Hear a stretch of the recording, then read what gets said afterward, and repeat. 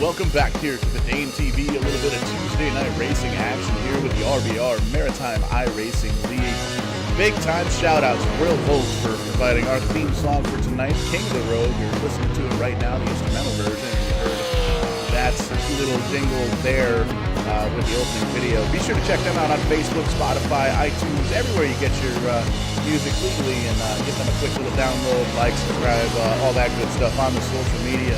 But again, welcome back to the Dane TV, RBR Maritime iRacing race number 2 here. We're here with the Xander Sign Group 100 at Nashville Fairground Speedways. I'm your host and producer, Showtime Paul Strickland Jr., as always, down here in the dark depths of the production trailer, pushing all the buttons, bringing you all the best camera angles that I possibly can here with the iRacing simulation. And up in the commentary booth, I can see him from here. Kyle's munching on a bag of chips there, and we got Kyle Young and Kevin England. Kyle, how you doing tonight, man?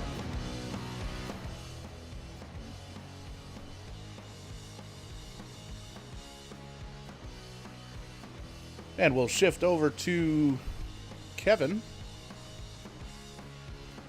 Just having some communication technical difficulties here. We'll get that worked out, but we've got about 2 laps left here in qualifying. Going to get these guys qualified up. Looking like Mike Alexander, as always, on the top of the pole. He is fast in everything that he drives, and there's no question that he's going to be fast here this evening. Getting these guys qualified in here at Nashville Fairgrounds. The first stop here at Nashville Fairgrounds for Dane TV. So pretty cool to be able to check this track out for the very first time and get these guys in here. So getting everybody qualified up. Got a few minutes left, and we'll bring you the starting lineup here very, very shortly.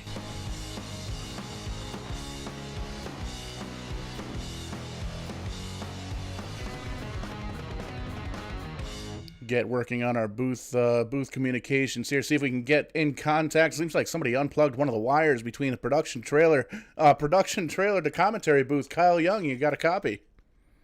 I sure do, Paul. How are we doing tonight? Doing fantastic. Just running through, letting everybody know we got about a lap left here in qualifying, and everything is back up and running here. And just made mention, we got Kyle Young, we've got Kevin England back here in the commentary booth for Dane TV here on a Tuesday night. Kyle, how you feeling tonight, man? Pretty good, Paul. Glad to be here. Glad to see everybody here with us for tonight's event. Week number 2 for the RBR Maritime iRacing League. Should be fun. We're racing at the Nashville Fairgrounds Speedway tonight. First time that we've gotten the opportunity to broadcast from this new facility, iRacing's newest short track. So new to me that I just bought it about 3 minutes ago. It should be a very fun night, to say the least. We saw a pretty good show last week to kick off the season at Southern National Motorsports Park. A very competitive group of drivers back here once again, so I'm expecting nothing less out of them after seeing last week's opener. Most definitely. We'll take a look at the other side of the desk there. Kevin England joining us here again for Dane TV. Your first stop here, well, you said you actually turned a couple hundred laps here at Nashville Fairgrounds Speedway so far this week. How does this track handle in the different cars, Kevin? I'll tell you what, this track is a handful. When you get down into turn 1 and 2, especially the amount of bumps and complication you have trying to get off that turn cleanly, it's just a handful down there, and it's no picnic down in 3 and 4 other. Most definitely. Just a few minutes left here in the qualifying session. John Gahan so far on the top of the board, looking like he's got an 18.114. Right behind him, Mike Alexander. He's got an 18.148, so blistering lap times. It looks like the top 6 are actually in that 1/10 of a second range. So very, very tight field going all the way through. Looks like we got a field of 29 drivers so far that have taken a qualifying time, and it looks like we had a couple of administrators and race control accounts down there as well. So looking like a 30-car field here tonight, boys. It's great to see. We saw a very jam-packed field of cars last week. We didn't end up having to send anybody home. I don't know if we'll have to worry about that tonight. Sounds like we've got a couple extra drivers, so that may add in a little bit of excitement for our event here tonight. But I guess we'll have to see what the format does and see how that all plays out. Yeah, super excited to watch this racetrack. This has been a history racetrack in the making. So much noise lately.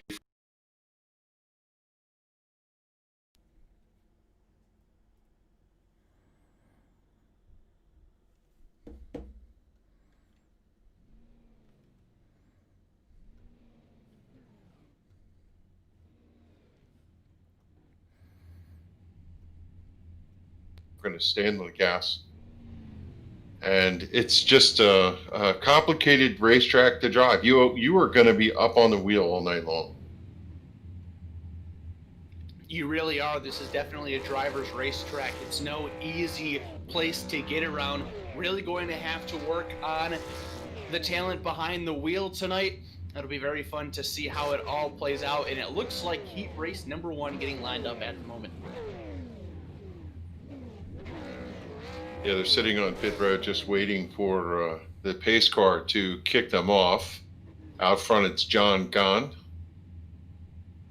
Just sitting there patiently. This is where you get to figure out where you compare to everybody else. In practice, you're kind of riding around, you're staying away from everyone, but here you're going to actually run competitive laps and look to see what you have to the guy next to you, the guy behind you, the guy in front of you, depending on where you're starting. Ideally, you're going to get a good finish, and you're going to start up front in the feature tonight. These drivers anticipating the first laps here tonight, they just want to get rolling down the track.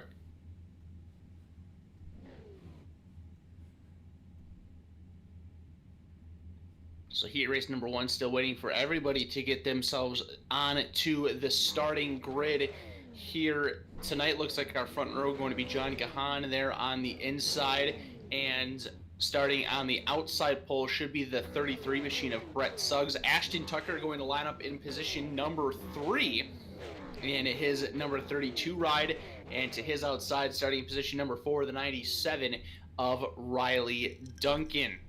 So those are your first few rows there, starting on the inside of row number 3. Rounding up the top 5 is the number 19 machine of Derek Gates.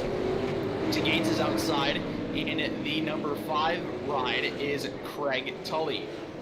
So there are your first 3 rows inside of row number 4, the 80 machine of Cody Moorcroft, starting in position number 7. And 67 is Wade Craswell. Starting 9th all by himself, the number 84 ride of Lewis Mason. I actually lied about that. There is a 10th car. That's the 111 machine of Craig Weigel. So we've got 10 cars lined up here for heat race number 1. 8 laps the distance. Getting ready for our first on-track racing action at the Nashville Fairgrounds Speedway on Vidane TV. Glad that all of you are here to join us for this event. Kevin, I'm excited. How are you feeling? Are you ready to go? I'm ready to go. You hear the cars out on the track just roaring through, trying to get the heat in the tires to get things sorted out, and they're about to drop the hammer here in the first heat race of the evening. It is up to the pace car to pull in, and it's up to Brett Suggs on the outside and John Gahan to kick it off. John coming out of turn number 4 now, looking for the flagger to drop the green. Off at turn number 4 they come. There it is. The green flag will fly, and we are time tonight. Heat race number 1 dives into turn number 1, and we've already got trouble. The number 80 machine of Cody Moorcroft got turned around there. Does not appear like the caution flag is out just yet. He's got his car rolling again, so we will stay green flag. And as they come across the line to complete lap number 1, it will be John Conlon side by side for second, and Ashton Tucker and Brett Suggs. Out of turn number 2, still side by side for second. Suggs and Tucker trying to get through. They go into turn number 3, give the advantage to the number 33 of Suggs. He's going to take over that second. Boy, that was tedious riding out to the outside. He's got to be happy to get an inside lane. The 33 of Suggs goes back to the runner-up position. Tucker will have to work with, as the 97 of Riley Duncan all over the back bumper. Thrown underneath of a blanket for that 3rd position when they stay sitting. Once again, nice wide racetrack here, Kevin. Lots of space. In your experience on the track, were you able to figure out how multi-groove this racetrack is? Or is it... Ideally, you're going to run through the bottom to get the most speed, but you can move up about a half a lane or a full lane, and you'll find it a little smoother there. If you could get the car to turn, you can roll around the top of the racetrack. We saw the number 5 of Craig Tully a lap or so ago. Really loose up off the corner. That's a pretty big characteristic. Hard on the throttle, trying to get the car straight so you can launch down the straightaway. Really easy to break traction coming out of those bumps.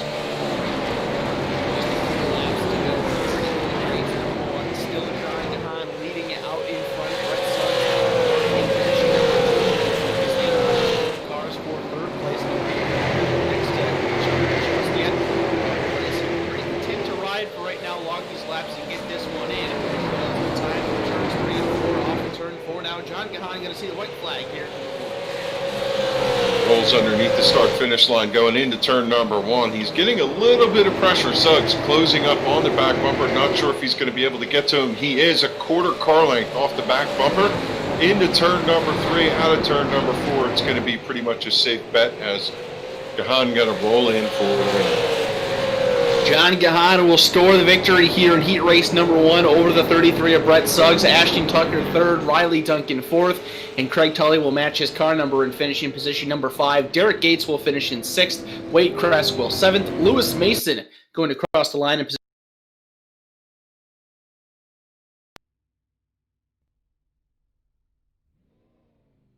So there you have it, the first heat race in the books here for tonight's Xander Sign Group 125 at the Nashville Fairgrounds Speedway. Heat race number 2 on the grid. Here's Kevin to take you through them. Starting on the pole, Mike Alexander in the number 75 outside pole. The number 83, that is Chris Roma. Inside second row, Matthew Barkhouse in the number 15 to his outside, the 00 of Tanton Woolridge. Conrad Murphy is going to start next in the 27. We missed a... Give me 1 second to get that right. Taylor Layton, correction on that. Starting inside third row in the 27, then Murphy to his outside. As the field is just going to start through, we'll get the rest of the lineup. It does look like, yeah, okay, they were having a little trouble getting things going here, but they're going to be able to get rolled off. The 17 of Brad Hayes starts next on the outside, the number 11 of Caleb Urquhart. Scrubbing in his tires, getting ready for the start. 24 of Jake Goodwin. And then the number 21 of Roger Down. That completes your lineup for heat race number 2. And again, these drivers trying to get as much traction. A little cool here tonight. Track temperature down a little bit. You're going to have to be really careful not to spin the tires on this restart, but looks like these drivers scrubbing in the tires, trying to get some heat in anticipation of the drop of the green flag. Drivers getting themselves ready to race here for heat race number 2. Mike Alexander and Chris Roma going to lead the field down into turn number 1. Once we get the green go stick to fly in the air, we're half a lap away from doing that. A relatively calm heat race number 1. We did see the one incident there going into turn number 1 on the initial lap, but that did not bring out a yellow, so we went green to checker all the way through.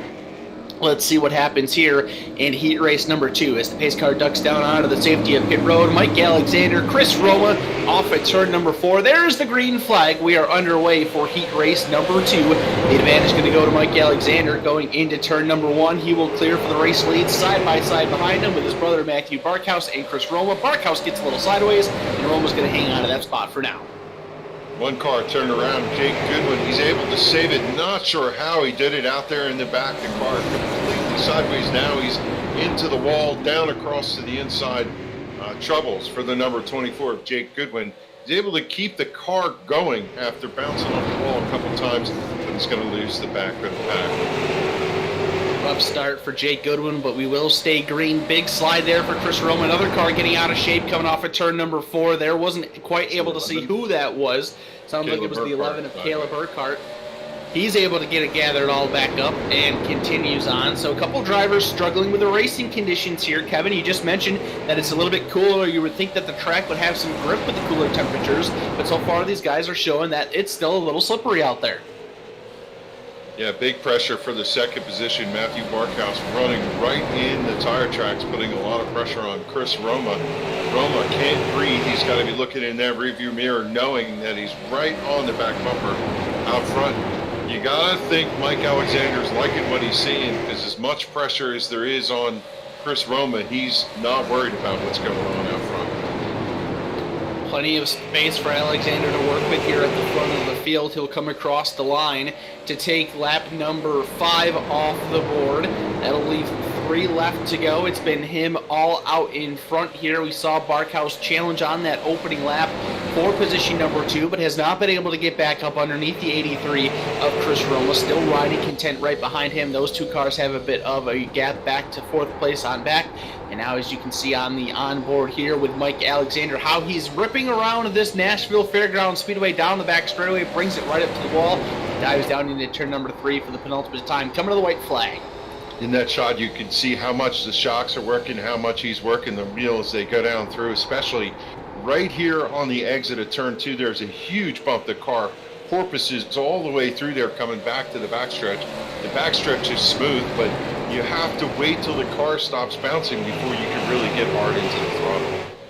Checkered flag will fly. Another perfect run in this one. Mike Alexander will win it.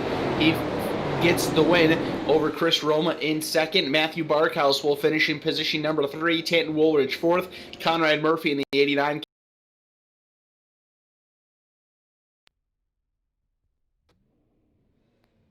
Car field. Heat race number 3 getting ready to roll onto the grid. Next, so far we've seen pretty good heat races. A couple drivers struggling early, but nothing too dramatic to start this one off just yet. Yeah, we talked about how the track is cool. It's 66 degrees, but the tires are cold, and they need to get some heat in it to get that traction as the drivers lined up for our 3rd heat race. I don't know, boy, it looks like single groove so far. Everybody not willing to test that high groove here at Nashville. We saw last week that Southern National Motorsports Park, that top side did start to work its way in and become a usable line for these drivers throughout the main event. So far, we haven't quite seen that just yet. Of course, different track temperatures tonight compared to last week as well. Different location in the country. But that'll definitely be something to watch throughout the progression of the night if that top side does work its way in at all. So here we go. This is how we will line them up for heat race number 3 as they take the racetrack now. On the pole in the Bud Light number 30 ride, that is Keith McClellan. Outside pole sitter in the number 78 is John Fitzpatrick. Starting in position number 3, he was the winner last week at Southern National Motorsports Park. That's the 34 of Mike Rhino. And Travis Roma in the 38 will start in position number 4. Mark Williams in the 42 will complete your top 5 starters, with Dave Cassidy in the 13 starting in position number 6. The 29 car of Daniel Vitch is going to line up in position number 7, and he'll have Nick Pothier in the 51 car starting to his outside in position number 8. 5th and final row down on the bottom, driving number 70, that is Brandon Lively, and starting scratch on the field tonight, driving that Rowdy Energy number 51 machine, that is Todd Cousins. So another 10 cars ready to go here. No, actually, it looks like we have 9 cars out on the racetrack. Todd Cousins not out there, so we'll go with 9. That's the 51 of Nick Pothier that I was getting confused with, so my apologies for that.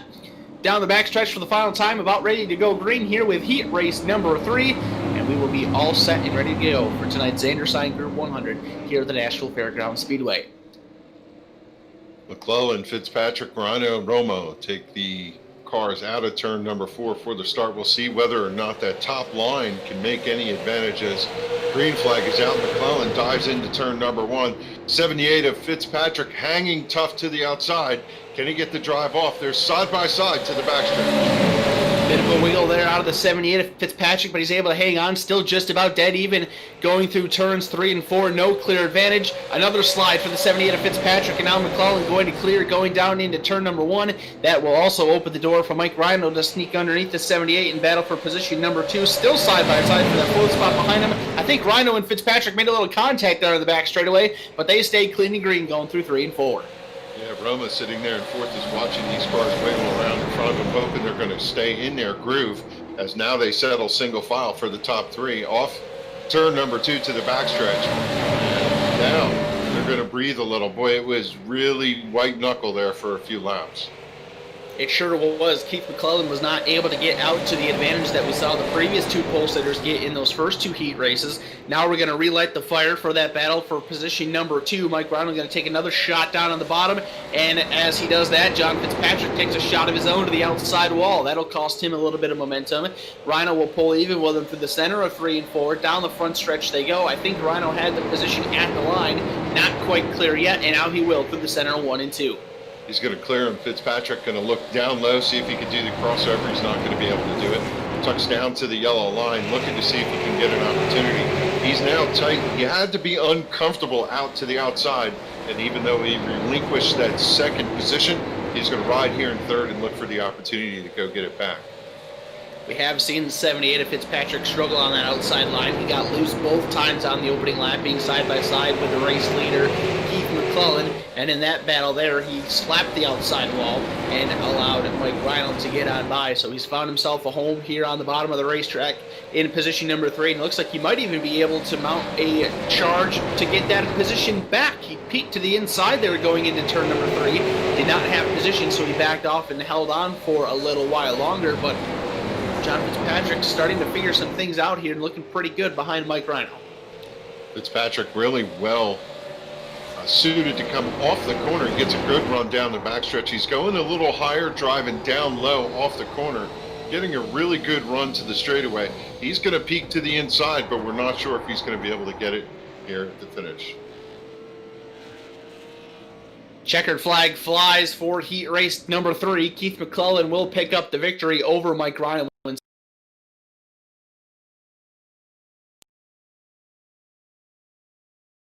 Daniel Vitch and Brendan Lively complete the field here in heat race number 3.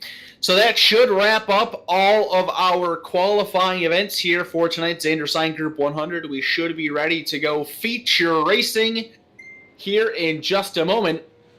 I'll have a quick warm-up session to get the final adjustments made for these drivers, get their comfortability set, and ready to go for 100 laps around the Nashville Fairgrounds Speedway.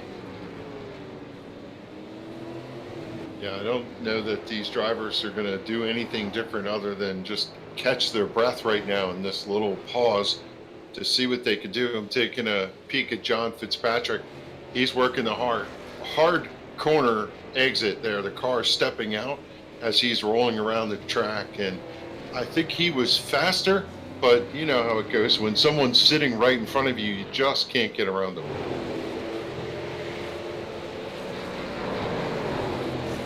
Especially at this early stage of the night, that outside groove, as we may have mentioned, hasn't quite worked its way into play just yet. Still a pretty bottom feeder-like racetrack at the moment, but with having much more cars out on the racetrack than we have yet for this feature event. And of course, right now during this warm-up session, this gives these guys the opportunity to throw some heat in the racetrack, throw some rubber down, and really allow them to work on making this a multi-groove surface for our 100 lapper here in just a little while.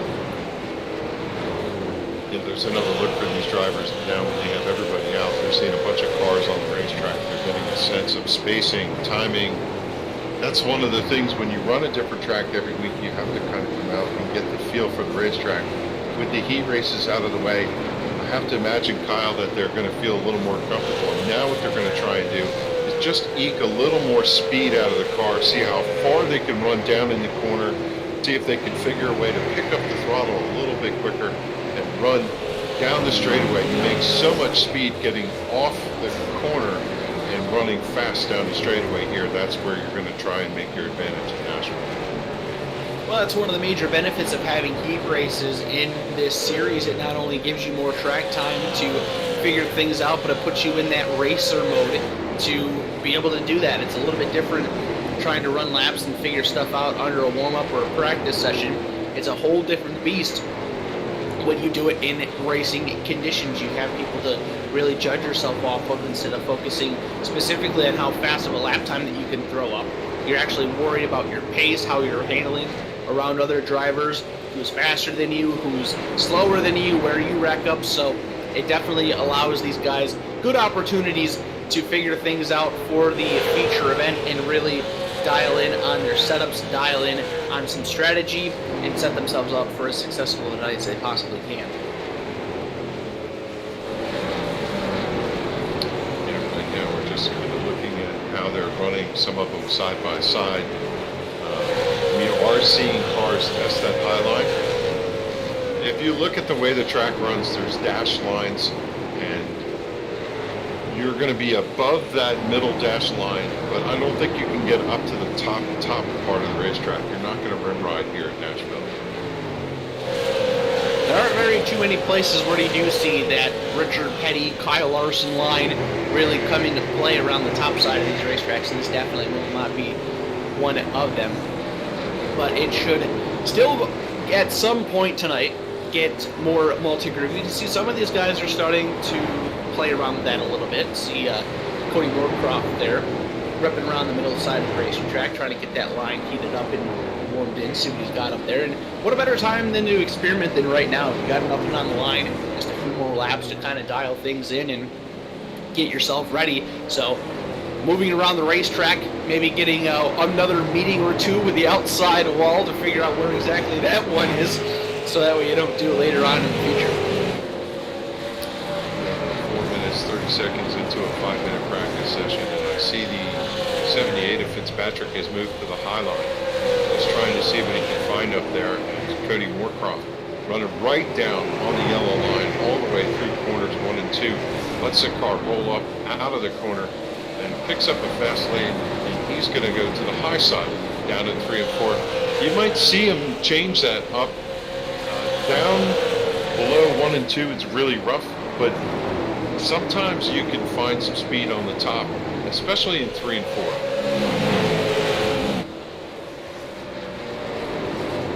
So warm-up session getting completed here. For what it's worth, John Fitzpatrick fastest out there, Mike Alexander second, Brett Suggs third.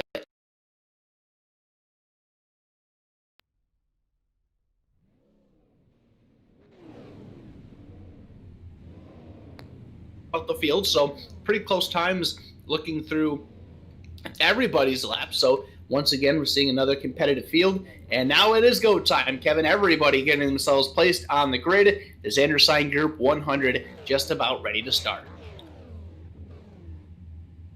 Yeah, this is where the butterflies come. You're looking, if you're up front, your goal is to stay up front, and if you're in the back, you're looking to just pick them off one at a time, see if you can get yourself up to that top 5 position at the end of the race and get yourself a win here. But everybody really wants to just ultimately get to the finish and not wreck out of this. They came to run the laps. They must enjoy this track. It is such an exciting, exhilarating track to run every lap. So as they take the grid, we'll let you know how they are going to start up, at least for as many as we can. Heads up start here in the RBR Maritime iRacing League. So your heat race winners will start first.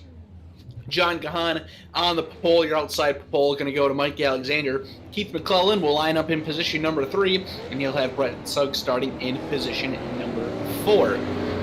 Worth noting, looks like Mike Alexander is going to take that challenge to start in the back to try to win.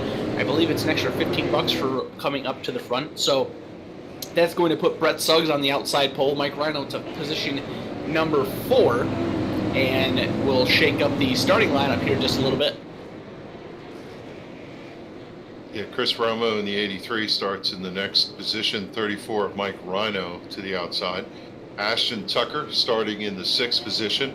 Matthew Barkhouse running 7th. John Fitzpatrick in the 78 starts in 8th position. Riley Duncan in 9th. And your top 10 starter here tonight is Tanton Woolridge in the 00.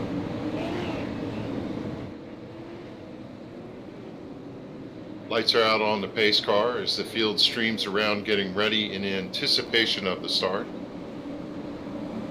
Be interesting to watch Alexander and see what he can do from back there.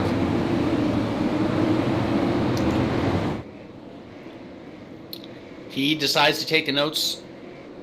Truck and Auto pole position challenge. He was the first one to do it on the outside. If he can come up to the front and win tonight's race, he will earn himself an extra $15 in cash. The green flag flies. We're underway for the Xander Sign Group 100. Your front row starters, John Gahan and Brett Suggs. Gahan going to fall back to second. Suggs using that top side to his advantage. First time we've seen that, I think, all season up to this point. He clips the apron coming off at turn number 4. Gets a little sideways. Mike Rhino was sideways behind him, but Suggs will hang on and lead lap 1.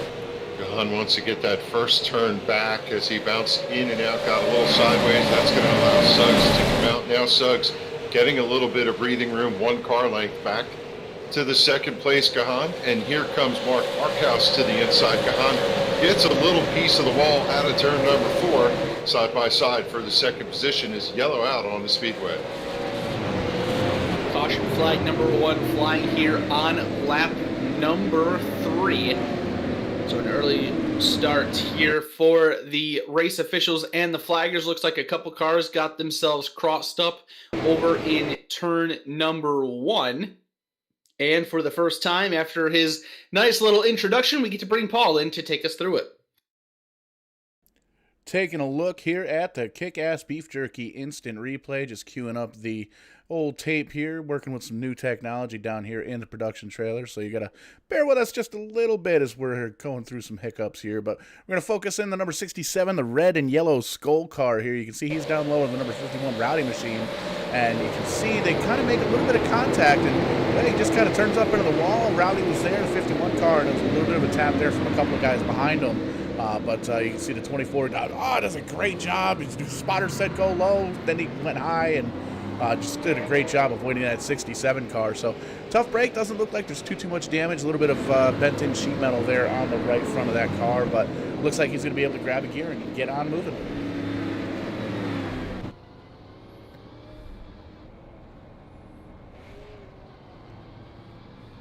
Come back to the action.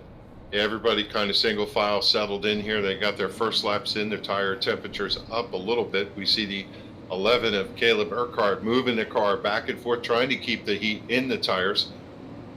And it looks to me as if this is not going to be a follow the leader race there, Kyle. Some of these guys are able to make some moves early on. That includes current race leader Brett Suggs. First time we've seen the outside line do something off of a start or restart, and he was able to take that right around post hitter John Gahan to move himself into the race lead. So that'll be something to watch throughout the night. If we're already seeing that on the initial start of the race, it makes you believe that it could be something to work with throughout the entirety of this 100-lap feature event. So taking a look right now just quickly there on board with Brett Suggs, what he's looking at and dealing with inside the cockpit of that race car. Looks like the field staying single file, so we're going to go at least one more lap around before we go back to green flag racing. A couple big shots there on the front straightaway to bring out that first caution flag. But so far, so good for Brett Suggs. Matthew Barkhouse in second. John Gahan fell back to third. Riley Duncan is fourth. And Mike Rhino currently finishing out the top 5. The rest of your top 10 looks like this. Keith McClellan is 6th, Chris Roma 7th, Ashton Tucker is 8th, Travis Roma in 9th, and the 89 machine of Conrad Murphy completes in position number 10. Biggest mover in that exchange is the 97 of Riley Duncan, sitting in 4th, starting in 10th position. The car that dropped the most is Keith McClellan, starting 3rd. He has come back to the 6th position as they get side by side for the restart. McClellan looking to see if he can move some of those positions. Riley Duncan looking to see if he can keep his momentum going forward. So Suggs in the white and pink machine will start on the bottom.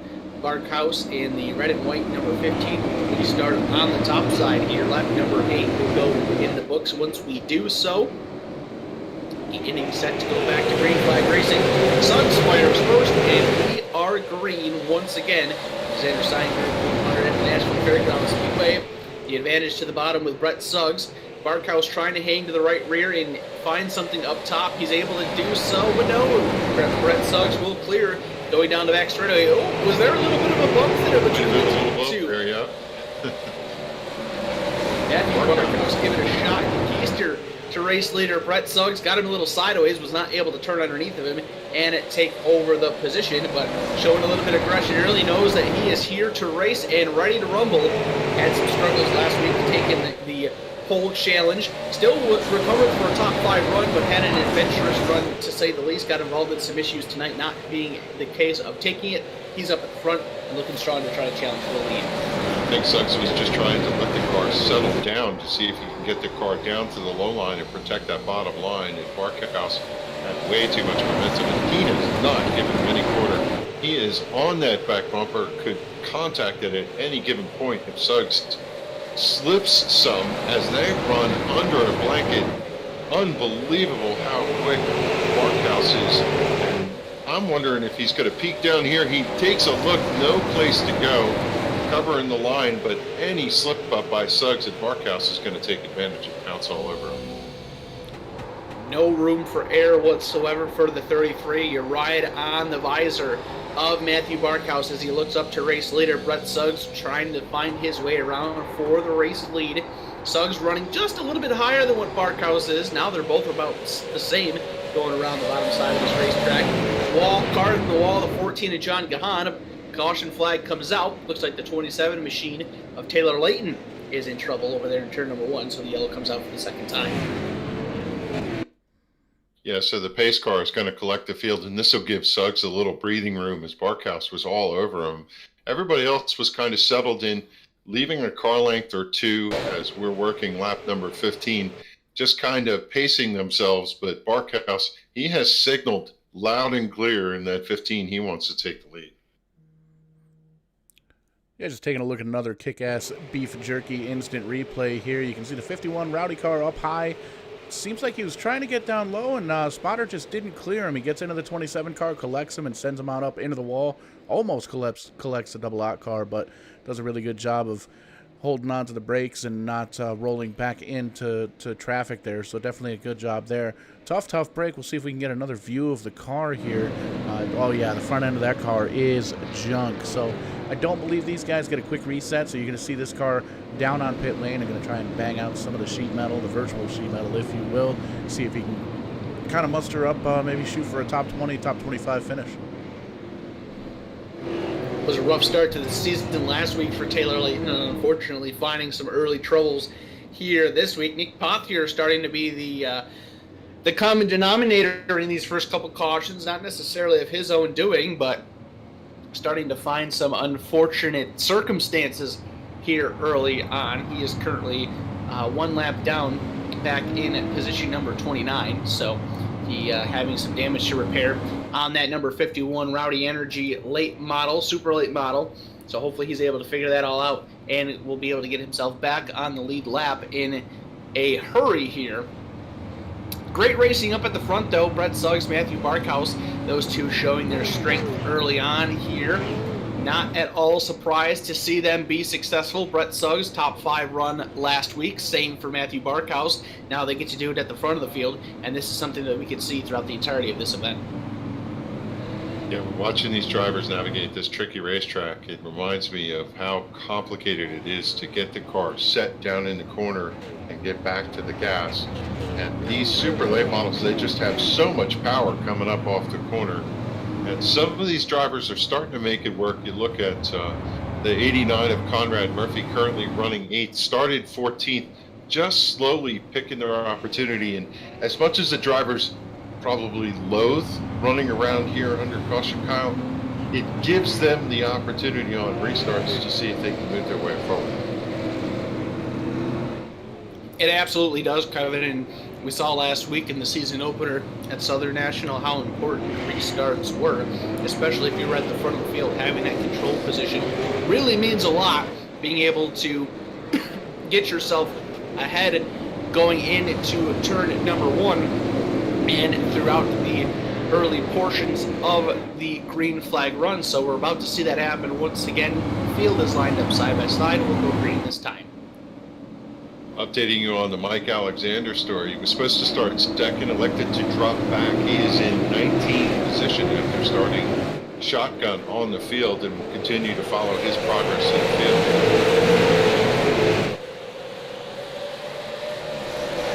Green flag flies once again. Here we go into turns number 1 and 2, side by side for the race lead. Nearly some contact between Suggs and Barkhouse. Barkhouse actually has the advantage going into turn number 3, but that bottom side going to allow Suggs to pull up even coming through 3 and 4. Matthew Barkhouse will lead his first lap, but not quite clear of the 33 just yet. Suggs was a little loose out of turn number 4, and that allowed Barkhouse to stay out in front. He's a half car ahead. And, did they drive the cars in hard. Off of the corner, here comes Suggs to the bottom, but it's still Barkhouse out in the lead at the start-finish line. They are just inches apart coming through as Barkhouse getting the advantage now. If he could just go a little bit further, he's rolling so well off the top, but I think he's going to pull the lead here. Suggs fighting hard on the bottom, but right now Matthew Barkhouse showing that there is a top side. That middle groove coming in very nicely. He's got about half the car clear of Brett Suggs, but just can't quite get down. And now he might be clear. He stays up. No, he does go down to the bottom. New race leader to confirm, Matthew Barkhouse, but that will be short-lived as the caution flag comes out for the third time tonight. So once again, the car is going to get collected by the pace car, and what a battle up front. Incredible side-by-side action, inches apart. And, you know, we were looking at Barkhouse running the inside, trying to take the peak. He knew there was no advantage there, and to be able to hold so tight on the outside, that's an incredible testament of the skill it takes to navigate this complicated Nashville Fairgrounds Speedway. Great racing up front, great racing all the way through the field. We're going to take a look here at the Kick-Ass Beef Jerky instant replay, and we're actually going to back that up just a little bit because you can see the 21 car actually gets into the back of the number 17. See if we can switch up the camera angles just a little bit there. You can see they were running side by side, and a little bit of a shot there from the 27 into the 17. 17 does a great job collecting that race car, but there you see where originally we thought the caution was the 11 car. Seems to have kind of slowed up because he wasn't really sure. He saw smoke. He didn't want to go and drive through a wreck. So as he slowed up, nowhere for the 84 to go. Gives him a little bit of shot in the keister, as Kyle called it. Sent him on around. So luckily no big damage there on any of these race cars. These guys are just kind of being cautious. Well, you see the left rear. Oh, the whole left side's kind of caved in there. So a little bit of damage on the 11 for Caleb Yu in that car. But yeah, these guys are just kind of being cautious, and you know, they don't really want to drive through smoke and Days of Thunder it, if you will. So some good heads-up driving. Unfortunately, just nowhere for some guys to go. I watched that movie this afternoon. I know you can make it cool. I know it in my heart. One of the greatest movies of all time. There's so many quotable lines in that whole thing. I watched that movie as a kid long time ago, and that is still an all-time favorite amongst myself and really my entire family. You can't go wrong with Days of Thunder. It's one of those DVR moments. Every time I see it playing, I just hit the DVR and then I come back and watch it. What I like the most is just fast-forwarding to the racing scenes and trying to pick out the paint schemes in the cars of the era. That is just so cool to watch all that stuff go on, and yeah, nostalgia.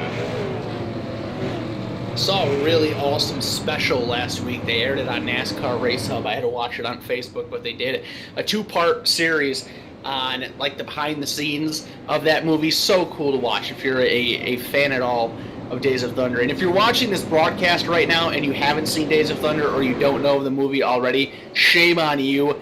But go on your internet machine there and figure it out, because it is just absolutely awesome to go back and see some of the behind-the-scenes footage and learn some of the stories about that movie getting created. So, gave us something fun to talk about under the caution period, but we're getting ready to go back to green flag racing here, Kevin. We're doubled up and going this time. Yeah, Barkhouse, Suggs, Gahan, Duncan, and Rhino, your top five as the pace car moves down below the yellow line. It's into that tricky entrance for pit road.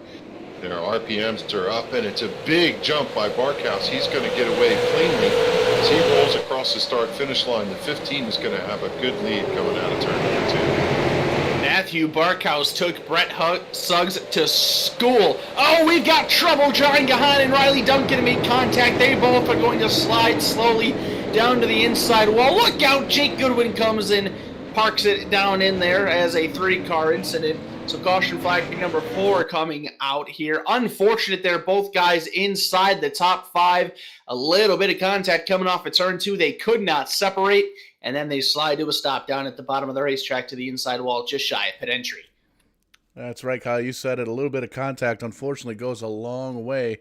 We're going to focus in the 16 and the 97 car, Riley Duncan and John Gahan. We saw these guys, both of them been running in the top 3, top 5 all night long, going for the same piece of real estate. And they did a great job slowing the cars up. No big damage there.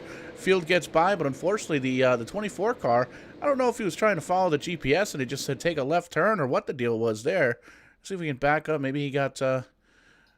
I don't really know. We try and calls him like we sees him, and just kind of seems like he slows the car down just a little bit. But unfortunately, nose-to-nose contact is never good in the iRacing simulation. So maybe seeing those cars get some motor damage throughout the rest of the night. See 24 missed pit road there too. So tough break for those guys.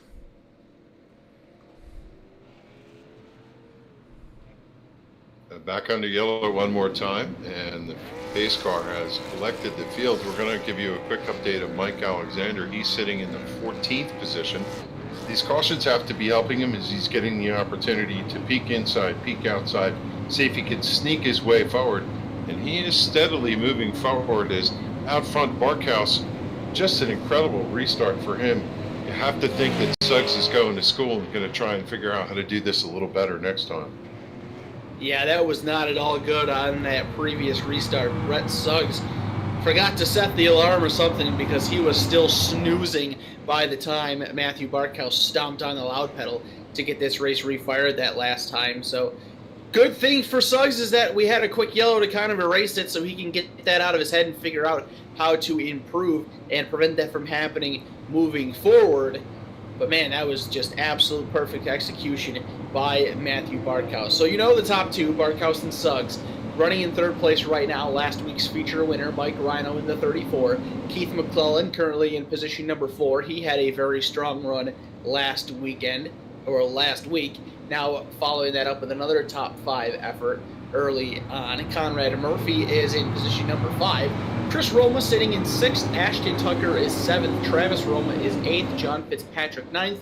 And Dave Cassidy rounding out your top 10. These early caution flags have allowed Taylor Layton to get himself back on the lead lap, so all cars that are currently running are on the lead lap. It does appear that we have had 2 retirees thus far, the 111 of Craig Weigel and the 51 of Nick Pothier. We saw Pothier get involved in a handful of incidents in the early stages of this race. Those obviously be too much for him to overcome, so his number 51 machine has retired for the event. So still have 27 cars out on the racetrack, all of them on the lead lap, and we are just a little ways past 1/3 complete here at the Nashville Fairgrounds Speedway. Racked them up, stack them, ready to go one more time. It's going to be up to Barkhouse to kick it off. Suggs tight to the outside. Better start for Suggs, but still a great jump for Barkhouse. Suggs half car length back, and here comes Rhino peeking to the bottom for second. Mike Rhino entering the mix here. Wasn't quite able to get underneath the Brett Suggs going into turn number 1. Now Keith McClellan taking a peek to the inside. Didn't really have much position there. Was just trying to test the waters a little bit, so he has a bit of an idea. Now he's going down underneath again, down the front stretch, and he is there underneath the Mike Rhino for third into turns 1 and 2. They'll drag race down the back straightaway. Rhino holds the slight advantage, drives it in deeper into turn number 1. It looks like Mike Rhino now on board with the 30 of Keith McClellan, working that bottom side, trying to take over position number 3. Still hanging it tough going into turn 1. Suggs on leader, working the back bumper. Barkhouse trying to put it, but our eyes are on that third place battle, side by side. For the second position in the car, looking for the opportunity is Conrad Murphy in the 89. He's come to the high side, just looking to see for a hole to open up. He's running high and getting a good run off the corner. If he gets the opportunity, he might try to squirt by both of these cars. Rhino's got the advantage in his side-by-side battle, and that's opening up the top side for Conrad Murphy to try to follow suit. Now he goes back behind the back bumper of the 30 of Keith McClellan. Maybe wants to try to push him forward and fill the hole underneath of Mike Rhino. That's exactly what he's trying to do. Can't quite accomplish that just yet, but he's at least making the attempt. Now on board with the outside car of Mike Rhino, still side-by-side fierce battle, and look at how much space Matthew Barkhouse and Brett Suggs have been able to put on these two as they battle. Those guys at least half a straightaway ahead, and we're only just a few laps into this green flag run. And the whole field stacking behind that third place battle as we see the 78 of John Fitzpatrick was able to move underneath Travis Roma and take away the 8th position. 7th place is Ashton Tucker. He's in the mix now, looking for any lane to see if he can get it. But out front, it continues to be Barkhouse racing away with Suggs as the yellow's going to come out, and they're going to put them all back together. What a battle, side by side for 5 laps, 6 laps, no contact between those two running in third. Classic short track action right there between Keith McClellan and Mike Rhino. Great stuff. Paul, getting some good use out of you here tonight. Looks like we had some more trouble potentially with the 84 machine there of Lewis Mason. Yeah, just kicking up the old kick-ass beef jerky instant replay here, and you said it yourself. We're just going through the tapes right now, and the 84 was definitely involved again. We're going to show it to you here in real time. You can see he gets a little bit of help here from the 16, gets a little bit of a shot as he goes down low, kind of sends him on around and sends him down. It's a really tough spot to hit the angle of the wall there. Really, you can see he caved in the front of the car big time, and I don't believe that's the first time we've seen him get some nose-to-nose contact there on that race car. So definitely going to be damaging the motor there on the number 84 Logitech machine. We'll see what he can do on pit road to try and get that thing repaired, but it doesn't look like it's going to be the night that Lewis Mason was looking for with that 84 ride. Yeah, that car looks like just pummeled on the front end. I have to wonder if that left front tire is going to rub a little bit. The fender knocked in on it. You know, when you look at these guys under replay, you see, because we're in the dark, you can see how much they're using the brake. We didn't talk about that, but sometimes you're going to drag the brake to try and get the car to hook and go down into the corner. You can see the rotors glowing on some of these cars as they're working hard to stay off the car in front of them, but they want to drive in and carry as much speed as possible through the corner. Yeah, you mentioned it best there, Kevin. That brake pedal really helps you get a more finesse out of whatever line it is that you were running, and I'm sure that had to be a pretty significant factor to keeping that battle for third so good between Keith McClellan and Mike Rhino. McClellan had the position at the time of the caution, so he's going to get the benefit of restarting down on the bottom right behind Matthew Barkhouse once we go back to green flag here in just a couple more pace laps. So we'll see how well that fight gets back going. Conrad Murphy looking very good as well. He's had to work his way up through the field just a little bit. Currently sitting in position number 5. He was right behind that battle for third. Was trying to find a way to join that battle, just couldn't quite find enough space to really fill in the hole where one opened up. You play mind games all the way through this racetrack, through the race, trying to figure out, should I take the opportunity? Now is the time, now is not the time. It's going to close, how much momentum they're covering. And you're looking both out the front windshield and out the rearview mirror. So the field is doubled up once again, getting ready to go back. Green flag racing just shy of the halfway mark. Lap number 46 will go in the books. Barkhouse on the bottom, Suggs up on the top side. Barkhouse once again, a monstrous restart, leaves the field in his dust. Back underway, Keith McClellan. Look at Conrad Murphy right behind McClellan. He absolutely dove down into turn number 1, got up underneath the Mike Rhino, and he's side by side for position number 4 as Suggs hangs on to second, McClellan to third, Conrad Murphy and Mike Rhino side by side for position 4. He's going to clear him and take over that 4th position. He is not taking any prisoners here. A little bit high in that corner, but comes off cleanly to the backstretch. Now he's going to set his sights on Keith McClellan, number 30. Riding on board with McClellan as he looks up to the number 33 machine, now taking a look inside of Conrad Murphy's number 89 ride. A very impressive restart there for Conrad Murphy. Puts himself up into position number 4. Now we got a side-by-side battle going on behind him. Mike Rhino starting to slip just a little bit. He is battling with Chris Roma for that final position inside the top 5. Roma on the bottom, Rhino on the top. Now they'll both go to the bottom. Roma got a little sideways there coming off of turn number 4. And Ashton Tucker is going to insert his name into the mix here to try to challenge Roma for P6.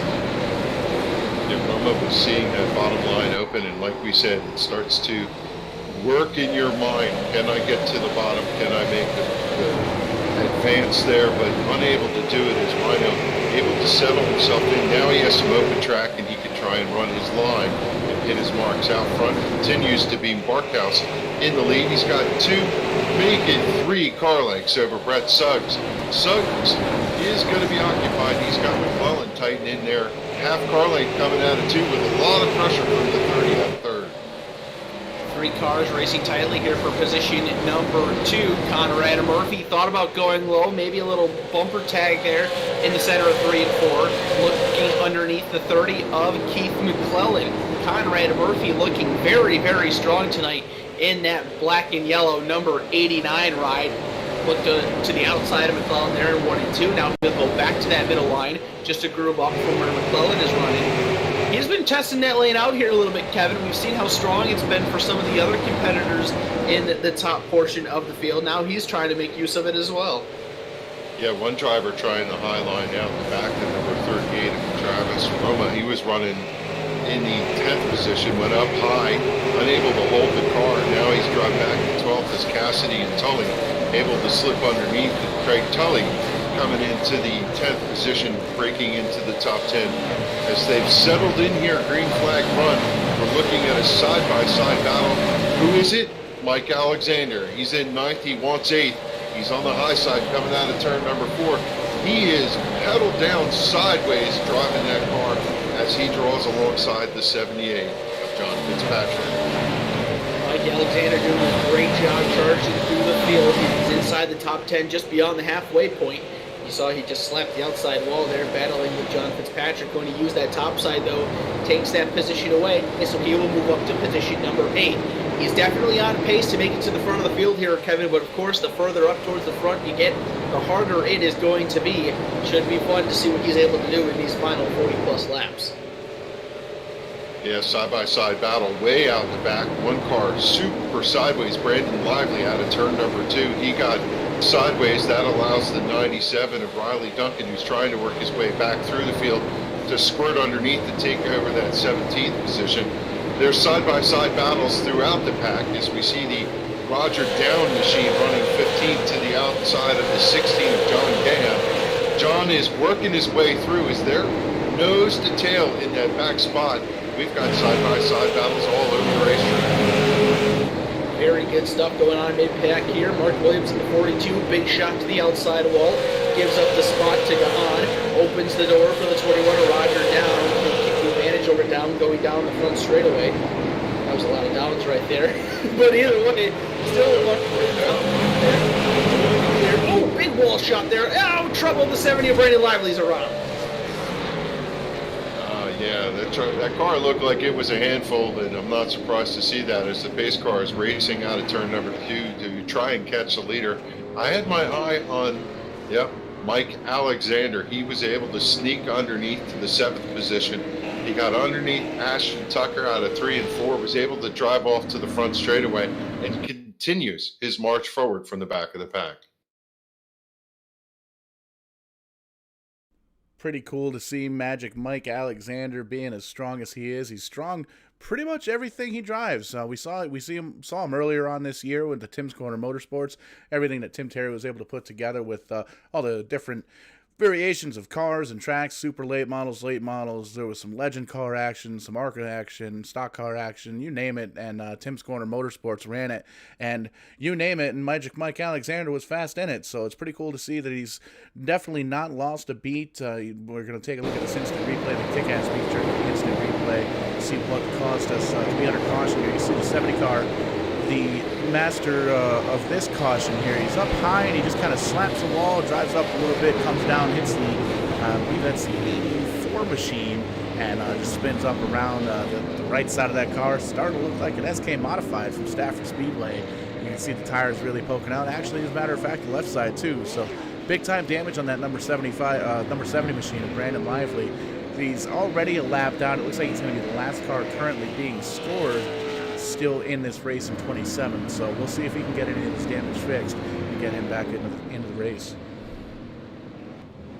Yeah, things have changed up quite a bit here. Got a handful of cars off of the lead lap. Roger Down, Riley Duncan, Daniel Vidge, Caleb Urquhart, Wade Cresswell, Lewis Mason, Jake Goodwin, and as just mentioned, Brandon Lively, all one lap down off the pace. So 19 cars currently on the lead lap. Not sure if anybody there got the free pass under this caution, if that's been given out yet, but if it is, we'll of course be sure to let you know that. 2/3 of the way through here, Kevin. Matthew Barkhouse looking strong here after Brett Suggs led some early laps. Conrad Murphy looking very good back there in fourth, and of course Mike Alexander sitting in position number 7 trying to charge through the field. I'm not really too sure how I want to judge this one. I think there's a few guys that could really play strong competitors here to take this win. Yeah, certainly Barkhouse has, from the mid part of this race exhibited his dominance and his running up front, but you have to wonder, some of these guys behind him are taking care of their tires, and I'll tell you what, if I had to pick somebody, I'd choose that 89. He certainly is pushing the issue and getting good drive up off the corner. That car is really hooked up tonight. Well, let's see what happens here off of this restart. 65 laps will go in the books when the green flag flies. That means we will have 35 left to go. Matthew Barkhouse on the point. Brett Suggs back to the outside. Conrad Murphy and Mike Blackwell, your top 5. Back to green flag racing. This verse, same as so many others. Matthew Barkhouse will jump out to the race lead. Clear Brett Suggs side by side, going on for a third on back. Keep it going. Down on the bottom in the Bud Light number 30. The unsponsored number 89 on the top shelf, going through turns number 3 and 4. Riding with your race leader there for just a moment as he navigated himself through turns 3 and 4. I saw the 38, I believe it was, Travis Roma slap the outside wall there in the front stretch, but I believe he gathered it up because we stayed green. Nose to tail for the lead, and still side by side for third and fourth. I have to give credit to Conrad Murphy. It is so complicated to run the outside lane here. You're on eggshells all the way through. You either get a good drive off or the car breaks loose. And when the car gets fishtailing, you want to make sure that you don't slap the right rear against the outside wall. Conrad Murphy able to break free, and he's going to take over that third position with an outside pass. Conrad Murphy continues his charge up through the field, up to third now. As side-by-side battle allowed Suggs and Barkhouse to gap themselves from the 89 and the 30. Oh, we've got trouble involving the leader! Lap car, Lewis Mason. Oh, Mike Alexander goes around. What in the world just happened to bring out the caution flag? Yeah, what a change in events. What a terrible misfortune for our leader. He was coming out of the corner. There was a car slow. Let's see if we can figure that out. The 84. Apparently he got sideways, got loose, and backed up with the opportunity to try and drive off. And unfortunately, the field just bared down. Maybe he had contact with the 67 of Wade Craswell, but this changes everything as your leader involved in an incident here on lap 68. Yeah, we're actually going to take a look at it right now, the Kick-Ass Beef Jerky instant replay, and you're going to take a look at the 84 and that yellow and red 67 car. You can see some side-by-side racing up ahead of them. The 84, he's up high, gets a little bit of a shot from the 70 and gets spun around there. The 67 kind of helps him and nudges him around. They're blocking the racing groove. That's where everybody seems to be. The 67 grabs a gear, he gets going. And the 84 car looks like he just backs right up into the racing groove. Nowhere for the 15 to go. Unfortunately, Barkhouse slams into him, and it looks like the entire field just stacks up there. You see the 38 getting a big piece of the action. Mike Alexander pointed in the wrong direction, and the 84 said, you know what, I think we're done for the night. He's going to retire that car onto pit road for the evening. We can see if we can take a couple of camera angles and see just what the damage may be done here. You can see there's some big time damage, some scuff marks on the 15 of Barkhouse, and a little bit of damage there for Suggs too. So, man, tough break. A lot of these cars that have been running up front all night long, they're really going to be racing with some damage here. So maybe it's a good opportunity for somebody mid-pack that may have avoided that wreck to come back out and try and challenge for the lead. Kevin, I don't know about you, but I'm a little bit concerned with the success that we're going to see out of Matthew Barkhouse from this point forward. He took a shot to the 84 of Lewis Mason. That was no slight little bumper tap into the door. Like, he hit that 84 with a significant amount of force. I have to imagine there's going to be some type of performance issues with that 15 moving forward. Yeah, the 84 was dead flat, stopped in the track, and the 15 just punched him in the door. But I'm also concerned about a couple of our drivers, 3rd, 4th, 5th, 6th, even back to 8th, 10th. Everybody chained in there coming off the corner. You know, one of the things we haven't talked about is how tight the corners here and the sight lines. And when you're driving around the corner. You really can't see but just around the corner. So it's no surprise to me that the field came barreling off of turn number 4 and stacked up the way they did. And several drivers had nose-to-tail contact. Well, we'll see what happens here off this restart. Barkhouse is going to keep the track position and stay out in front. We'll have 26 to go by the time the green flag comes out. Barkhouse, Suggs, Murphy, McClellan, and Rhino, your top 5. Looks like race officials gave Mike Alexander his position back. He's lined up in position number 7, so disaster avoided there for Alexander. He'll be able to keep his charge through the field looking good. Continuing to look good as Matthew Barkhouse off this restart just absolutely leaves the field in his dust and leads him down into turn 1 with some space to work with. Yeah, good for him. With the damage, he was able to jump out and get a good jump. Also, we saw the 83 of Chris Roma. Looks like maybe he spun his tires and stacked up that outside lane. That allowed Mike Alexander to jump up into the 6th position. As they're nose to tail, you can throw a blanket over until the end of the race is coming. Everybody is running. Nobody's giving any quarter at this point. Time for these boys to really get up on the wheel and earn their money. The final quarter of this race underway here. 24 laps to go. Here comes Brett Suggs to the outside of Matthew Barkhouse for the race lead. We have not seen this the entire time that these two have been battling with each other. Could this be a result of that front end damage on the 15 machine? Conrad Murphy sees that inside line open up. He wants to take a peek, but just can't quite make it happen yet. Riding on board with Brett Suggs as he tries to drive down the Rev Racing Kia number 15 of Matthew Barkhouse for the race lead. Suggs looking to the top side, trying to fit back down into the bottom. Conrad Murphy's right there. Great stuff at the front of the field. Suggs puts the nose underneath, looks to see if he can get it in. Nothing there. Looks like these cars are washing out. Their tires are worn. Barkhouse trying to do all he can to protect that bottom lane, slips up a little bit every time Suggs looks underneath. Suggs running to the high side, trying to carry the momentum and look to see if he can do the crossover. As they cross the line to complete lap number 80, Barkhouse, as we said, with damage, looks like he's going to be under assault.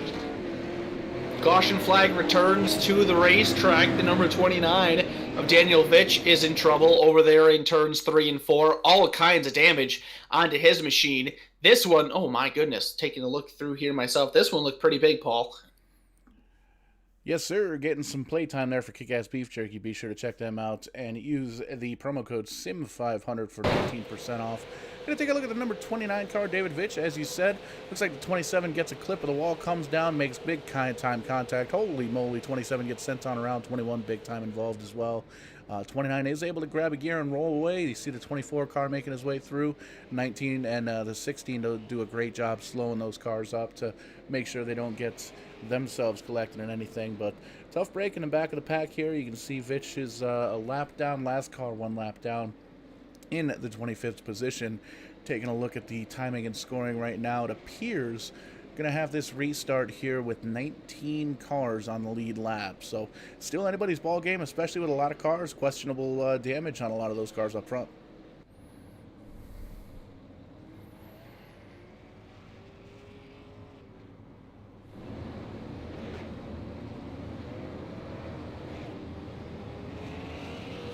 Boy, oh boy, that was one of those wrecks that you look at and you're glad that it happened on a simulator instead of in real life. That was a vicious shot to the outside wall with the nose and the roof first for the 27 of Taylor Layton. I would have to imagine it's going to knock him out of this event. I think this caution is going to help out Matthew Barkhouse, Kevin. I really do think that damage is playing a detriment to him right now. We have not seen Brett Suggs be all over. Well, really, Brett Suggs and the entire field. It wasn't just Suggs. Everybody was all sorts of checked up right behind the 15 of Matthew Barkhouse. He's really going to have to work for this win if he's going to take it home. Yeah, for Barkhouse, the pace car is his best friend because as he leads around here under caution, he's not under assault by the 33 of Suggs. And I didn't key up my mic. I had it on mute, but I had the same sentiment. Sometimes I'm very thankful that this is a simulation. A roof first shot, man, when it goes to the wall, that's scary to watch even in the sim. Thank God we're not running a real racetrack here. Worst thing that happens here is you reset the game and come back at the next one. Yeah, fortunately, the only thing that Taylor Layton has to worry about is a poor finish and maybe a bruised ego instead of being out thousands of dollars and potentially a trip to the hospital after a crash like that one. So gives these guys a little bit more time to re-rack and restack, rethink things through here for this final sprint to the finish. I would think we're probably going to have about 15 laps to go once we get back to Green Flag Racing. Matthew Barkhouse has been killer on these restarts, but I really do think that front-end damage is doing something against him here. We're going to double up and go Green Flag next time, so it will be 15 to go. Brett Suggs was challenging very hard. Conrad Murphy was right on the back of Suggs, looking to go whichever way Suggs wasn't going. This should set us up for a very exciting finish. I was going to say the good news for Barkhouse is if he can get a good start, he's got 3,500 pounds of late model to drive through. And if he can keep it down in the groove, keep it pointed in the right direction, he's going to have to make Suggs earn it. And he gets a spectacular restart. As they go into turn one, he's got a 1 car length lead, and the 89 of Conrad Murphy is opened the door to the bottom. He's going to see if he can take that position for the second run, and I think he's going to get it here. He's got a good run out of turn number 4. Slips up a little bit, they make a contact, he gets sideways. Suggs, he's not giving it up easy. This is exactly what Matthew Barkhouse wants to see out his rearview mirror. Battling behind him. Now they single file out. Suggs ahead of Murphy, McClellan, and Mike Alexander now inside the top 5 as he works around his Red Racing teammate for position number 5. Now as that battle finishes up for position number 2, you can see how quickly they're able to catch back up to Matthew Barkhouse. Suggs almost immediately gets right back to that back bumper, coming to 12 laps to go. What does Brett Suggs have to get around Matthew Barkhouse? Yeah, Suggs wasted no time driving away from the 89 as the yellow flies to the back bumper of the 15. This should be an interesting sprint to the finish when we get re-racked. Caution flag flies once again. That'll set us up for a single-digit run to the finish once we go back to green. Another very, very big crash, Paul. Looks like Jake Goodwin in the 24 got upside down.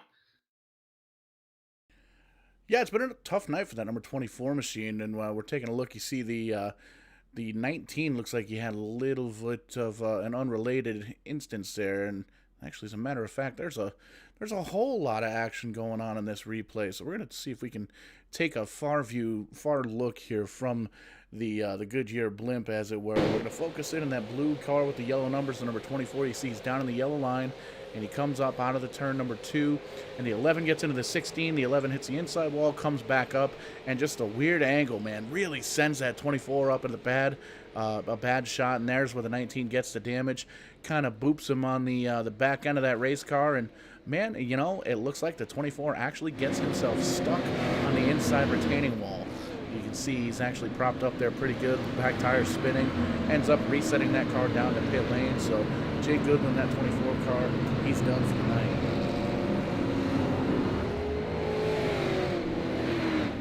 I don't think I've ever seen that car where a car hung on the wall here in the sim. Sometimes weird things happen, and I guess we just have to chalk that one up as another one of them. Yeah, I'm fairly new to coming back to this. As if you look through the lineup here, Barkhouse, Suggs, Murphy, McClellan, Alexander, we've been talking about them. Right behind them, Rhino, Fitzpatrick, Roma, and Tully make up your top 10. Cassidy in the 13th is running 10th. Everybody else, there's a couple drivers we haven't talked too much about, like Cody Moorcroft in the 80, just pacing himself in the 14th position, looking to see if he can come out with the top 15 out of this. The farthest mover is certainly Conrad Murphy, running 3rd, started 14th, and I'm telling you, he looks like he's in the hunt. I was surprised that he wasn't able to make that pass, and then when Suggs got around him, Suggs drove right up to the back bumper of our leader. Suggs is not to be denied here tonight. He really has, and he's been putting up a great fight thus far. He's just running out of time. These caution flags, not at all what he wants to see. And let's just be honest here, Kevin. Matthew Barkhouse has been eating his lunch for these restarts. He just can't quite seem to be able to keep with that 15 machine. His biggest thing here, he has to get better on this next restart, and he has to be able to clear Conrad Murphy early on if he wants a shot to contend for this victory. That battling that he did with Murphy off the start of that previous run allowed Barkhouse to get away, and when you have this restart with just 6 laps to go, every lap that you have available to battle for the win is going to be extremely crucial to have. So it's really close to being heat race to the finish here as we set the field top 5. Barkhouse, Suggs, Murphy, McClellan, and Mike Alexander. Mike, I think he's gotten a car every restart, and we'll see if he can. He's running out of time, but we'll see if he can make some magic happen here as the pace car is off. They come out of turn number 4, and there they go. He's going to take off again.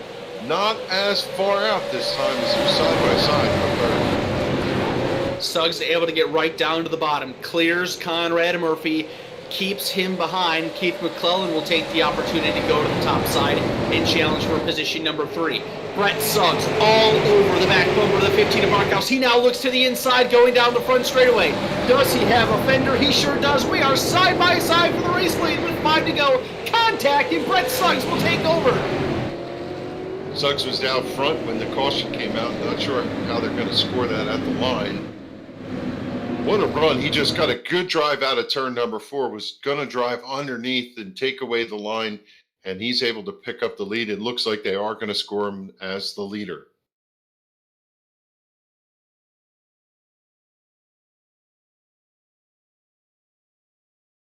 Looks like some more trouble in the back for some already troublesome nights going on there, Paul. I see the 27 of Taylor Layton involved, Jake Goodwin, Daniel Vitch. Very rough night for those guys. For sure, Kyle. We've been saying kick-ass beef jerky instant replay quite often this evening, and, well, we've been saying the numbers 19, 16, 27, 24.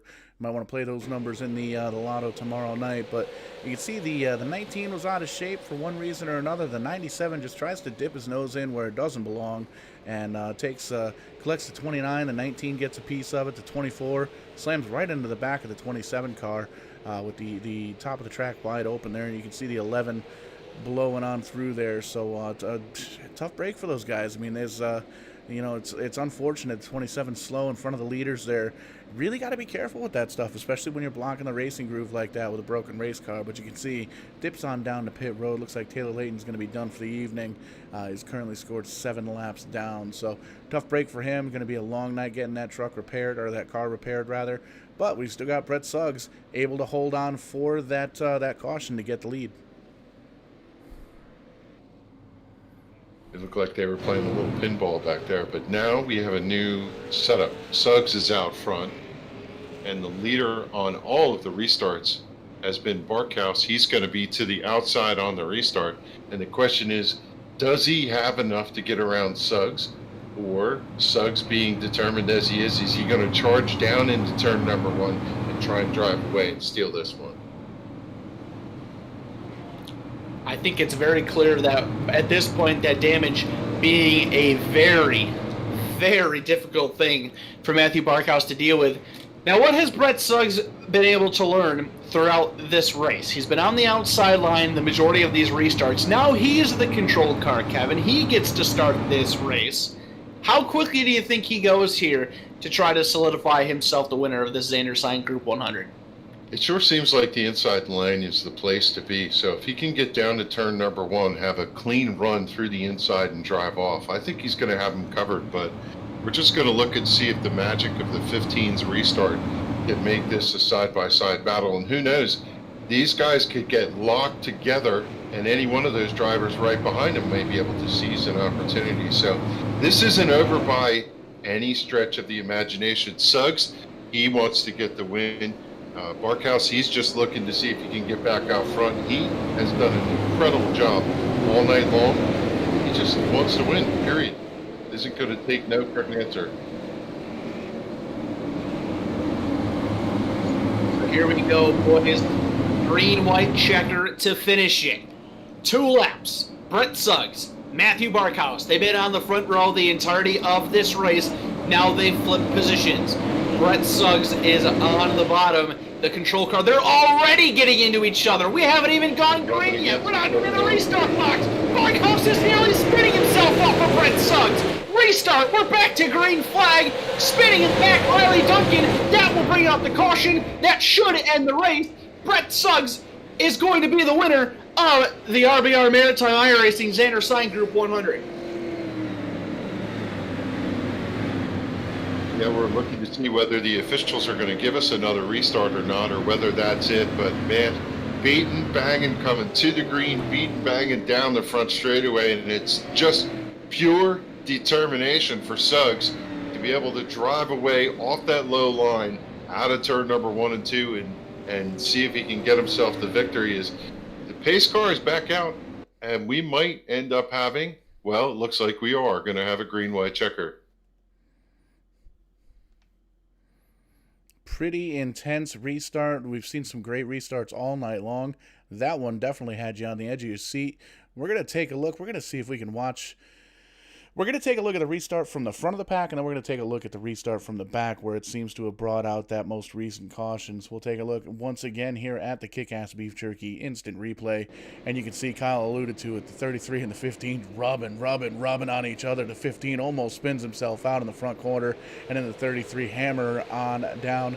Doesn't even get the opportunity to clear the 15 before turn number 1, and you can see everybody tries to sort it out before the caution comes out. So now we're going to kind of switch gears back to the back of the pack, and we're going to rewind this replay here because that's how we can do it here in the sim racing world.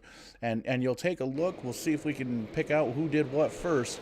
Seems like there was just a little bit of a checkup. The double aught doesn't go. 70 gets in some contact from the 87, 97. And a bunch of cars just spinning around. There you see the 19, the 11, the 21, 16 again. Those guys spin around. So, man, late race restart, bringing out a second green-white checkered attempt. This is going to be exciting, especially after that most recent restart. I think I got these guys a little bit confused with our friends over at the Middle Pennsylvania group with their green-white checker rules. These guys run 3 attempts at a green-white checker, and NEP are the guys that usually only do 1. So we're going to have another shot at this to try to get this thing back at a green flag finish. My goodness, I cannot believe how aggressive those two were running. I thought we were going to see them pile up before we even got to the restart box, Kevin. Yeah, Barkhouse was sideways when the green flag actually dropped, and then as he turned right to get off of the 33 to 33, hammered down, drove away from him. So as we watch this, one thing we could call out on your screen, bottom right corner for you, we'll probably end up keeping an eye on the top 3, but you'll be able to see the position changes cycle live in your timing and scoring monitor on the bottom right. As what is going to happen now?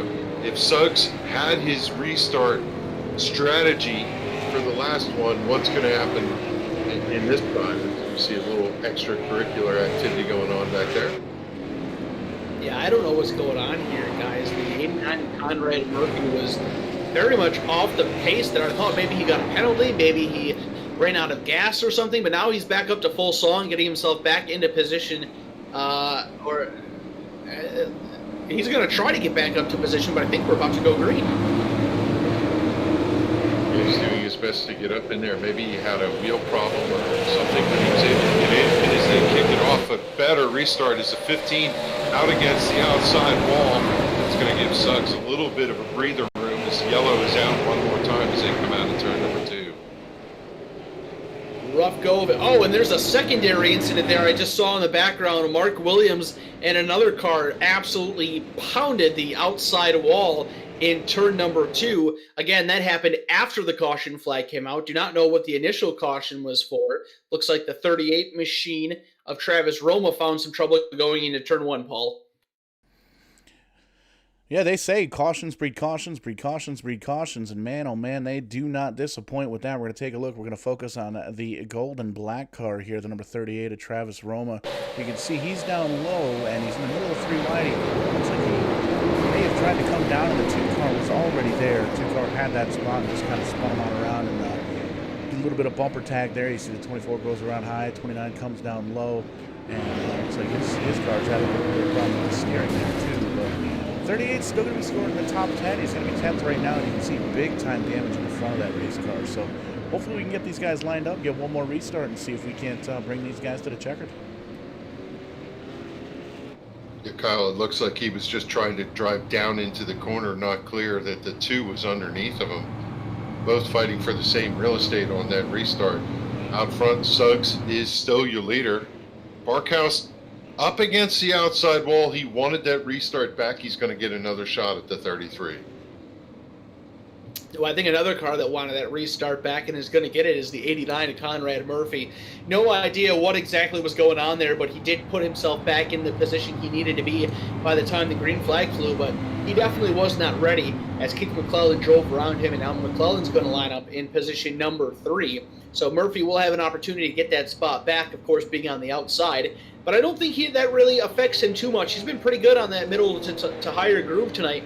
And if anybody's going to make that happen, it should be the 89 of Murphy.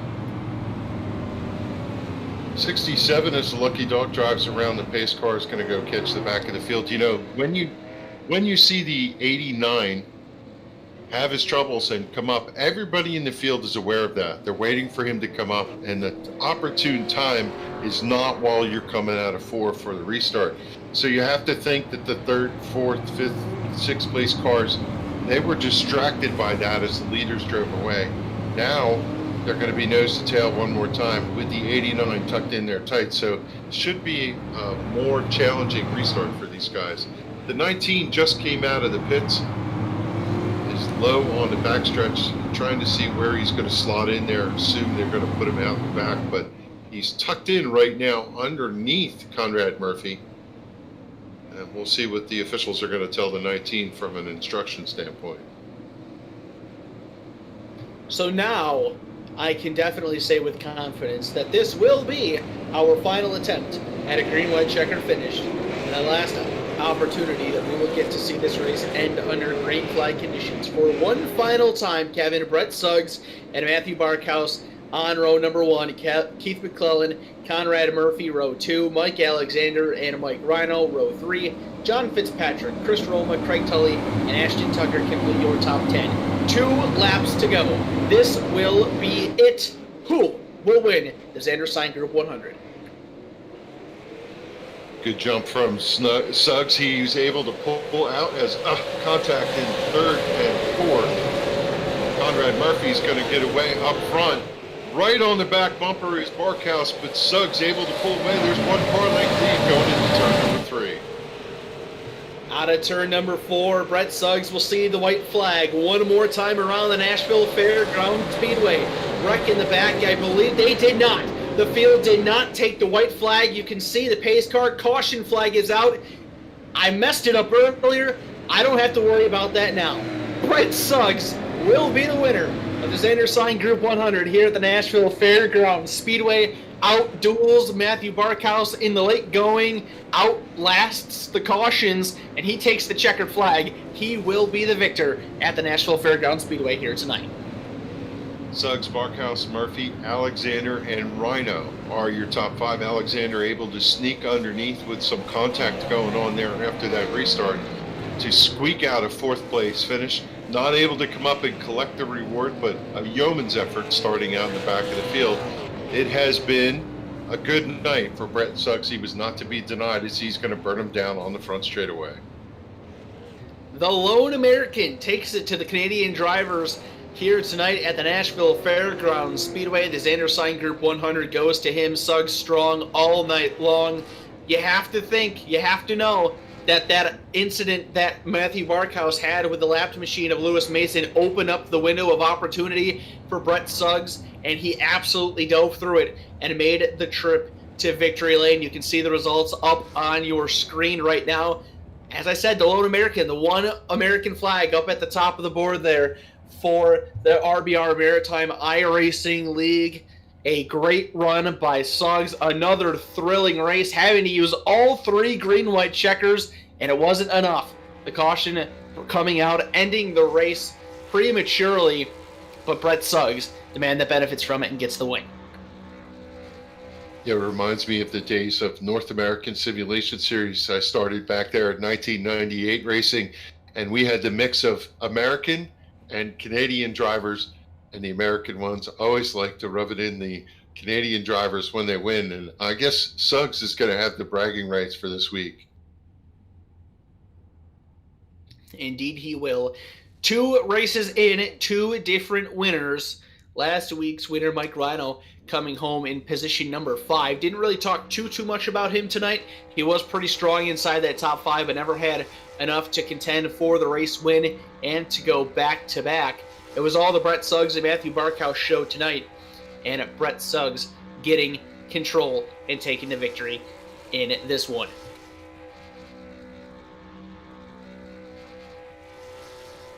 So he's down here on the front straightaway getting ready to climb out of his number 33 machine. He has done so. Brett Suggs, winner of the Xander Sign Group 100 here at the Nashville Fairgrounds Speedway. Brett, my goodness, man, what a thrilling race all the way through. You and Matthew Barkhouse were the class of the field tonight. Hard-fought battles at the front. Every restart that you guys had was an opportunity for you guys to battle. And then things opened up after Barkhouse got some front-end damage off of a yellow flag. How big did this race open up in your favor after that moment happened? You know, I definitely thought all that damage was going to really slow him up big time, but we were saving really hard during that entire race, and he had those restarts down pat. I don't know what he was doing, but he was definitely getting such a great launch that once I finally got clear in a second, it would take 2 or 3 laps to reel him in and then kind of maintain pace with him. But man, I tell you, we were just trying to keep the tires on it. And then after he got that front end damage, I was thinking it would be easier to get around him. But no, he drove a great race, some good side-by-side action there, and fortunate to come out on top this week. As we did last week, we saw how important restarts were here tonight. You were on the outside for the majority of them and just struggled to really find the advantage to just keep pace with Matthew on those restarts. And then once you did become the control car, you guys nearly wrecked before you even got to the restart box. Walk us through that one on that first green white checker. Yeah, I wasn't sure what was going on there. I mean, earlier in the race when I had control of the race and I was out front and we were on a restart, he was really keeping me pinned down to the apron, which, I mean, that's a racing deal. You know, that's what you got to do to try to slow down the leader as they're trying to get their start. But no, it was kind of funky. I mean, he said my car glitched into him. You know, I knew he was going to be on my door, but I was trying to, I mean, I'm the control car, you know, I was trying to get run down the hill, but we just made contact, and then he said his car was stuck inside of mine or something. Just a little iRacing technicality there, but luckily didn't wad up the entire field up front. We were able to restart it for the final 2 restarts there. First win of the season here in race number 2. We've just made mention you're the only American amongst this Canadian Racing League. How cool is that to be one of a kind and to take all these Canadians to school and get a victory over them? Oh, it's certainly an honor. You know, I love racing with these guys.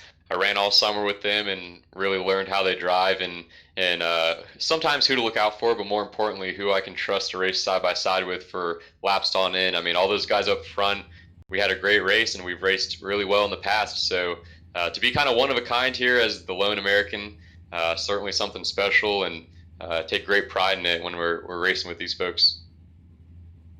It was a fun race to watch tonight, Brett. You put on a show for not only just us up here in the booth, but everybody watching throughout Vidaden TV. Who would you like to thank for the victory tonight? Yeah, shout out to everybody dropping by my stream here on Facebook at Brett Suggs Racing and Marketing LLC, as well as the Custom Matco, Brett Suggs Racing Marketing, Speed Energy Drink, Lake Norman Power Cleaning, Craig for putting this league on, and you guys for putting amazing broadcasts on as well. So there you have it, ladies and gentlemen. Winner of the Xander Sign Group 100 here at the Nashville Fairgrounds Speedway, Brett Suggs, topping all the Canadian drivers here in the RBR Maritime iRacing League. A very hard-fought battle all race long between himself and Matthew Barkhouse. In the end, though, he was able to best Barkhouse's efforts and took home the victory. We'll send things on over to Kevin England, who should have a word with our runner finisher, the other man on the side of that 2-car battle throughout this entire race, the 15 machine of Matthew Barkhouse. Matthew, boy, I sit here in determination for how frustrating that must be for you. What an incredible run. You had so much speed in the car, and then see it all go away with that rather unusual incident, but yet you didn't throw in the towel. What a great race you had here tonight. Yeah, no, I definitely had a lot more speed than I was expecting. Didn't qualify too well, and in practice I was quick, but there was a few people I could tell I couldn't really get around. And then, yeah, I definitely had a lot of speed once I got out front, just seeing that wreck. After that, I down a couple cylinders, and I was blocking Brett a bit, and I knew it was only be a matter of a few of those restarts till he got around on the inside. You started 8th position. You slowly picked your way through the field, and then you seemed to come on really quickly. And on those restarts, you were just a wizard, able to keep everybody out front. I can't imagine how this race would have went had you been able to keep the damage at bay. Yeah, for sure. There's always another race, and it's still good points night. You always got to think of that at the same time. Just never give up, even if you have something like that go wrong. You always want to run the best race you can at the end of the day and get the best finish. I have to ask you about the mastery of this track, especially down in turn 1 when the car is bouncing through those bumps. That one out of turn number 2 is just horrendous. How do you keep the car straight coming up off of the corner? No, honestly, I broke my glasses here yesterday, and I'm kind of half blind, so maybe it's because I don't see the car bouncing around. I just kind of don't lift, and it just works. But I guess it just seems to stick. A lot of guys were getting loose, and I found the car tight the whole time, so I didn't have any problems getting on the throttle. Well, not only were you able to master the bottom line, but you were running the top side by side, door to door for lap after lap with no contact. The top line's a little smoother, but it's still a lot of challenge to keep the car straight up off the corner. With our team, Rev Racing, Mike and Keith, Ronnie, and Mike Rhino, those guys taught me a lot, and all the time in practice, we'll run side by side and just see how the track is. And I think that's what's made me better as a racer when it comes to not only running a fast lap, is to be able to run out there and know where the fast line is and not pinch the guy off or mess myself up. All those guys there at Rev Racing definitely made a big difference over the last few years. Well, testament tonight to your skill and determination, being able to bring the car, damaged as it was, home for a second place finish. We'll give you a moment to say hello to anybody out there that you wish to give a shout out to. All the usual guys, Rev Racing, and then the sponsors that are going to be on the real race cars, like Gardner Kinsman's, McDonald Automotive, Xander Sign Group, and I guess I sponsor myself because it says if you need a car, call Matt Kia. So that's pretty much it, but definitely a big shout out to Brett for giving me a break there for a bit, not just sending me when he clearly had a lot more power down the straightaways. Yeah, thanks, Matt, for just a super exciting race. Kyle, I'm not sure if we're going to catch up with Conrad Murphy, 3rd place. Let's see if you were able to find him. Thanks, Matthew. Yes. It looks like Kyle not able to dig him up. Kyle, let's talk about this race here tonight. Quite a few cautions, quite a few bent fenders. Some cars ended up looking like modifieds, but up in that top 10, top 15, the competition was stellar all night long. It really was definitely unfortunate that we can't get a word with Conrad Murphy. He sure was one of them that put on a great show for us and brought home a very solid 3rd place finish. For the most part, we saw the lead be duked out between Brett Suggs and Matthew Barkhouse, but just an incredible amount of racing going on inside the top 5 throughout this event. Keith McClellan was very strong tonight. Conrad Murphy was very good tonight. Mike Alexander started at the back of the field, went for that extra $15 bonus, charged his way all the way up to position number 4, so that just goes to show how well he was. We saw another very racy track tonight. It was definitely multi-grooved. You had the opportunity to use that middle lane to get up above people if you needed to. And the track threw some of these guys through some loops. We saw a handful of guys consistently struggle tonight. As you have mentioned multiple times throughout tonight's show, the bumps very much a strong characteristic in this racetrack. And we saw some guys getting too wide, slipping sideways, coming off the turn, slapping the outside wall. There were a lot of variables that these guys had to deal with tonight, and it showed. There were some yellows. We had to use all 3 of our green-white checker attempts to try to calm the aggression and get a green flag finish in. And then the ultimate game changer, Matthew Barkhouse getting caught up with a lapped car and suffering some damage that very much affected his performance. It looked like he was going to be able to hang on over Brett Suggs for the majority of this race, but that damage just really put him in a hole that made it very difficult for him to try to cover. Brett Suggs, very strong, kept himself out of trouble, took advantage of that opportunity that Barkhouse had with the damage, and was able to sneak on by and got himself the victory tonight. All in all, a great show, and I think we had a very exciting one for our first here at Nashville Fairgrounds Speedway. Yeah, certainly a lot of credit to some of those drivers in the mid-pack. We spent a lot of time watching what was going on up front, but I was looking at Craig Tully, Mark Williams, Tanton Woolridge, Chris Roma, and those guys. They were duking it out as hard as anybody else up in the front, and they all came away with top 10, top 11 finish for their efforts here tonight. Not an easy thing to do, Kyle, racing this complicated racetrack nose to tail in the middle of the pack. It certainly is not. As I mentioned, lots of different variables and lots of struggles throughout the field tonight. It showed how truly difficult that this racetrack is, a very unique one on the iRacing service. Glad to have it on. I know so many people looking forward to getting to this racetrack on this service, and so many people in the real life racing world too, wanting to see so much with this racetrack, seeing it host NASCAR races in the future, and just really wanting to make it a prominent short track that everybody knows about. So I think we're just about ready to wrap things up on this one, though. Paul, great job by you tonight, as always, keeping everything looking pretty for us here on Vidade TV and with all of our viewers. Things pick up. We've got one show completed for the week. We got a couple more to go, and we got a pretty fun one coming up tomorrow, don't we? Absolutely. Just wanted to make a quick clarification on the Vinotes Truck and Auto Pole Positions Challenge. I had a little bit of a message here from the sponsor from last week. It's they actually, as soon as they accept that pole position challenge, if they qualify on the pole and shoot themselves to start in the back, right off the rip they get that $15. So it's pretty cool little deal there from Vinotes Truck and Auto. They're sponsoring the pole position challenge each and every single one of these races.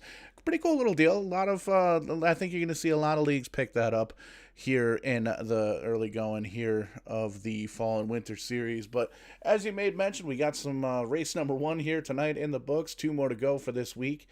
Just got done with the Xander Science 120, and tomorrow night you made mention to it, and you mentioned the NEPS guys earlier, the New England, Pennsylvania iRacing group, the Better Half Dash 2 at Dover tomorrow night. That's basically everybody that runs in the NEPS league.